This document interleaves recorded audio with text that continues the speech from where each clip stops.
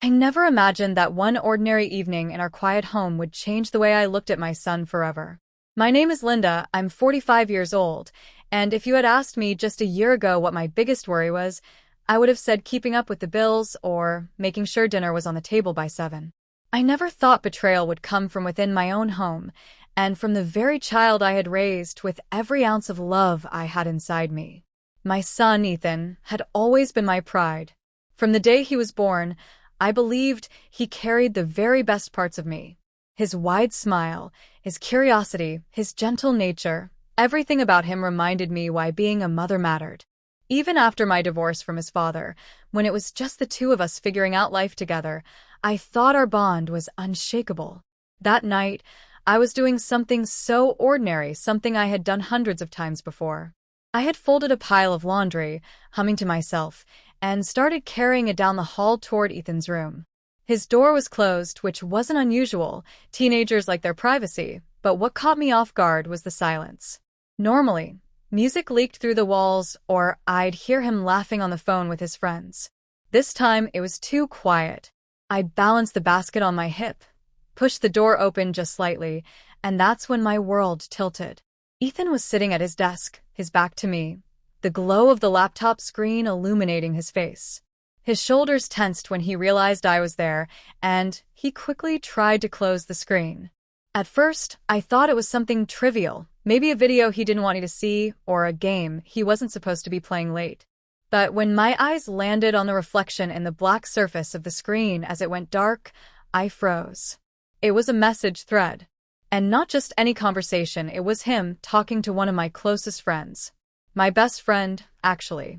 My stomach dropped. Her name was Rachel, someone I had trusted for years, someone who had been in and out of our home countless times, someone I thought of as family. The words that had been exchanged weren't appropriate, not for a boy his age, and certainly not between my son and a woman I had trusted like a sister. I couldn't breathe. For a moment, the entire room spun around me. "Mom," Ethan stammered, his face pale as he slammed the laptop shut. His voice trembled. "It's not what you think." But I had seen enough.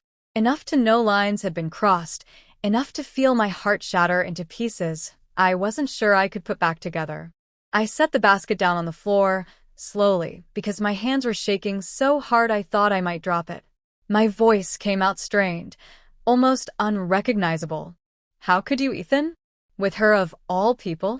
Tears stung my eyes, and he stood there looking like a child again, despite being 17, despite thinking he was grown. His lips trembled, and he tried to explain. She reached out first, Mom. I didn't know how to stop it. I thought she cared about me, but I didn't know it was wrong. I didn't know what to do."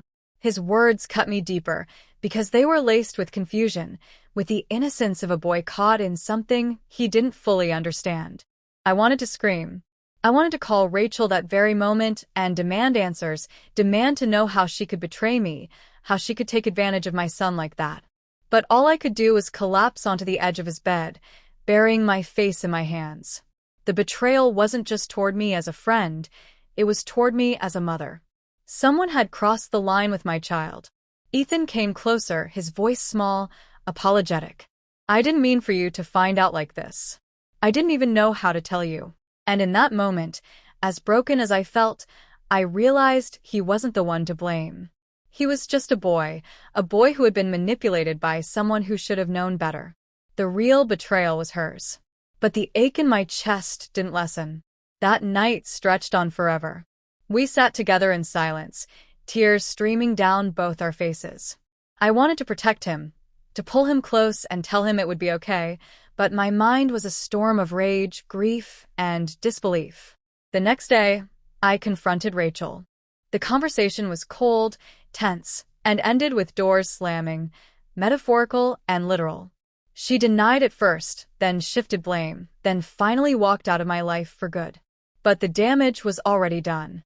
What followed wasn't easy. Ethan and I had to rebuild trust, not between us, but within ourselves. He had to heal from the manipulation he had endured, and I had to come to terms with the fact that betrayal doesn't always come from enemies. It sometimes comes from the people we let closest to our hearts. It took months, Therapy sessions, long late-night talks, and endless tears, but we slowly found our way back. I learned that sometimes being a mother means carrying heartbreak silently so your child can feel safe enough to share his own pain. Ethan learned that trust can be rebuilt, but it has to be earned with honesty and vulnerability. Now, a year later, I can say we're stronger. The betrayal still lingers in the background of my memory, but it no longer defines us. What defines us is the bond we refuse to let break, the love that carried us through, and the lessons we'll never forget. I never thought I would see what I saw that night when I checked on my son. But maybe, just maybe, it was what we both needed to face, to grow, to protect, and to rise above.